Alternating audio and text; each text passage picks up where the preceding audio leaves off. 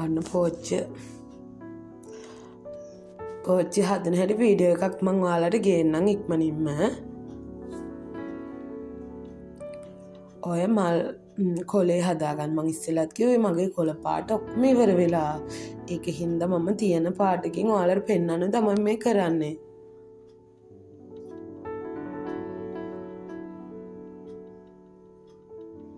ඔය වගේ අපි මේ පෝච්චිය හදාගන්නවා.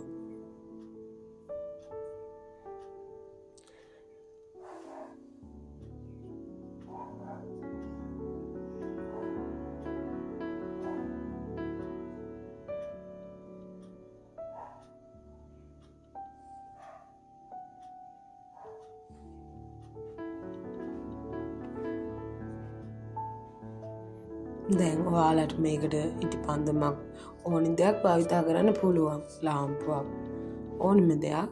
ඊට පස්සේ අගිස්සේ චුට්ටක් පුච්ච ගන්න ඕනේ. නැත්නම් අපිට අර සෙට් වෙන්නේ නැහනේ. ස්විච් ෆෝම් එකකටනේ අපි මේ තියන්නේ. අන්න එහෙම ඔයාලට කැමති විදිහට මල් 3ක් දාන්න පුළුවන්, 2ක් දාන්න පුළුවන්, 1ක් දාන්න පුළුවන්. මට ඉතින් ලස්සනයි කියලා හිතෙන විදිහට තමයි මම මේ හදන්නේ. ඔයාලට ලස්සනයි කියලා හිතෙන විදිහට ඔයාලා හදාගන්න. ඊට පස්සේ අපි අර හදාගත්ත කොළ වටේට මේ පුච්චලා සවි කරගන්නවා.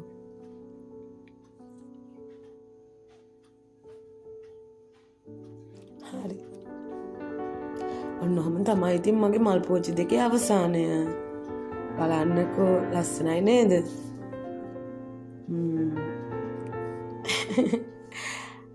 හරි යාළුවනේ. එහෙනම් මම ගිහින් එන්නම්. ආයෙත් වීඩියෝ එකකින් ඔයාලව හම්බෙන්නම්. බයි.